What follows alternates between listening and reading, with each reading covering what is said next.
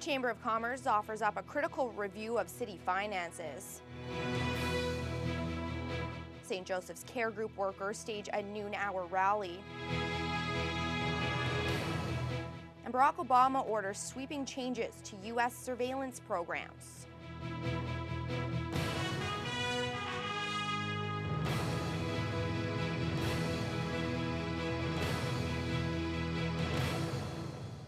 Good evening and thank you for joining us. Well, the Thunder Bay Chamber of Commerce is issuing a challenge to City Hall. Get serious about controlling spending. The Chamber held a news conference today to release a report prepared by the Business Department at Lakehead University. It indicates that Thunder Bay ranks last among 8 similar cities when it comes to getting bang for the taxpayer's buck. Jonathan Wilson reports.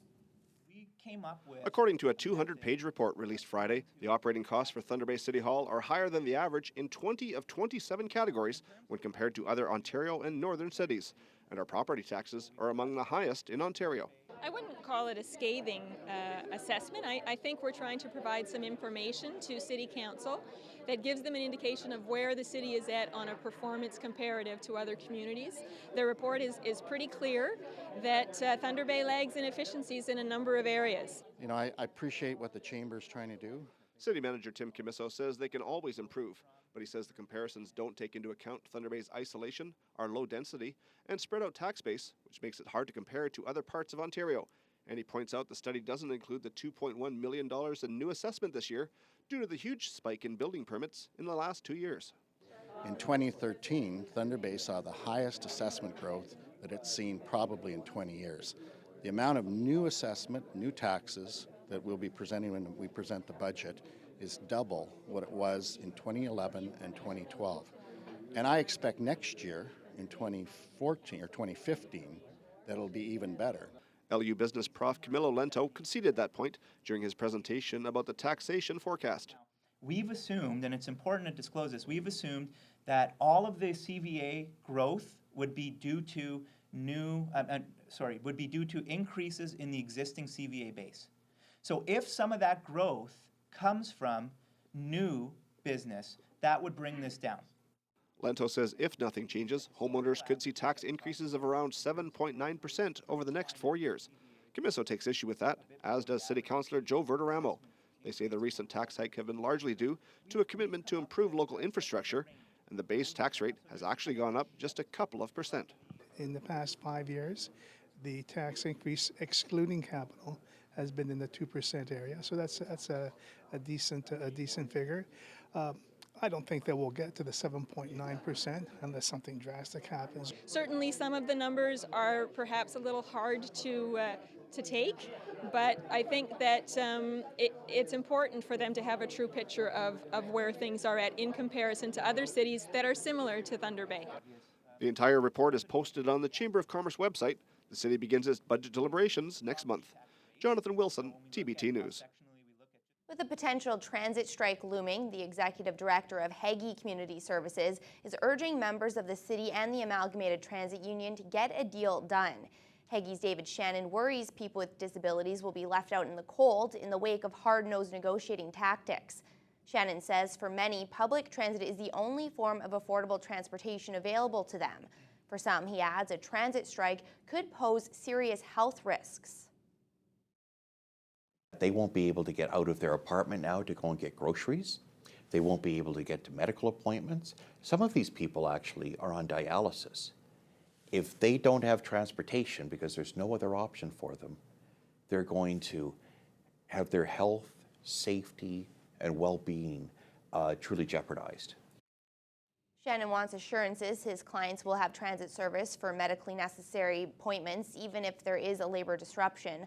160 transit employees will be in a legal strike position come Monday if a deal isn't reached over the weekend. The city took over routes previously serviced by Hagee Transit on January 1st. Thunder Bay's St. Joseph's Hospital was the scene of a major noon-hour protest today.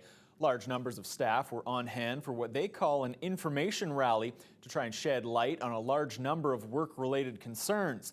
Union officials say they're having a negative impact on both staff and patients. Phil Darlington explains. Workers from St. Joseph's Hospital staged this information rally in an effort to raise awareness over several workplace-related issues. Among them are lack of government funding, unsafe work levels, fatigue, and disappointment with the level of care being provided. Seeing record numbers of workplace injuries, very serious. We see assaults on a daily basis, physical and verbal, from patients and families who are frustrated. They're feeling, that my family member deserves better care and they're not getting it. So the incidents that are referred to are with respect to client aggression often. And in fact, over the past couple of years, we did some review of the numbers, and the numbers are staying about the same. Buckler says they do take the injuries seriously and work to prevent the same injury from occurring again. In addition to the concern over the level of care provided, there is also discontent with pay levels.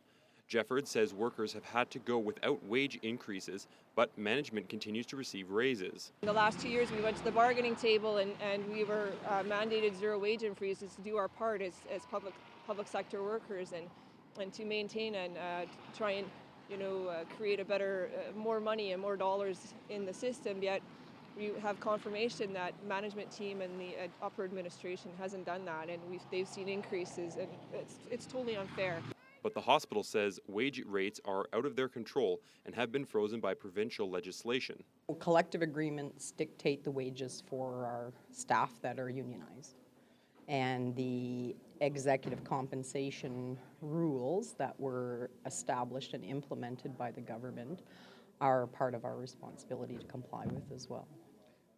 The next step for Unifor is a national leadership meeting in Toronto where they will discuss political action. The hospital, meanwhile, says there are ongoing meetings between them and the unions. Phil Darlington, TBT News. The RCMP continues to investigate the claims of 2 Thunder Bay women who allege they were sexually assaulted by hotel employees and shot at by a hotel security guard while vacationing in the Dominican Republic. Local Detachment Commander Norman Roy says officers spoke to the women earlier this week and are now in the process of collecting information from witnesses. All findings will be forwarded to Interpol. Roy says the RCMP is conducting its own investigation in the Dominican, but has no jurisdiction to lay charges overseas. Our information via Interpol, they will be forwarded to the Dominican police of that jurisdiction. However, we also have an office. We have a liaison officer of the RCMP in Dominican, which will closely monitor this file. Officials with the resort at the center of the allegations call the accusations unfounded. They claim local tourism police concluded there was no evidence of a struggle in the women's hotel room, nor that any gunshots were fired. Ontario Provincial Police say they do not believe charges will be laid in connection with a collision on Highway 61 yesterday. The incident happened just before noon when a driver lost control near Riverdale Road and struck a pedestrian who was snowblowing his driveway. The 71-year-old victim was taken to the regional hospital with serious injuries, and reports indicate he has since been transferred to Toronto.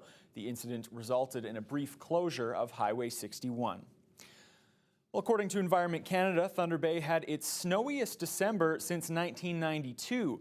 And for one local sporting goods shop that specializes in snowmobiles, the winter weather has led to more business. Anne-Marie Polhill is the general manager at J&J Sports. She says last year snowmobile riding was really only available from January until April. This year, riders began hitting the snow in November. She says it's been about 6 years since they've had such an early start to the season. Polhill says a lot of families are getting back into riding, and this year has been one of the busiest they've seen. Well, we're ahead of last year because of the early snowfall. It's been great. I mean, we still have some in stock, and we still got another 3 months to go for the season. But it's been great for the customers to go out. They're riding at least 60 days early this year compared to last year. Polhill says the popularity of snowmobiling continues to rise because it's a chance to get outside in the winter. And now that there's a lot of ice on the lakes, there's even more opportunity to ride. The Thunder Bay Police Service is mourning the passing of an honored member. The service has announced former police dog Thunder has died. The cause of death, which was assisted with the aid of a veterinarian, came this morning as the result of deteriorating health. His handler, Constable Joe Previtt, and his family were at Thunder's side until the end. The news comes less than a month after he was officially retired from active duty. Thunder first joined the force in 2005 and is credited with assisting in several successful investigations.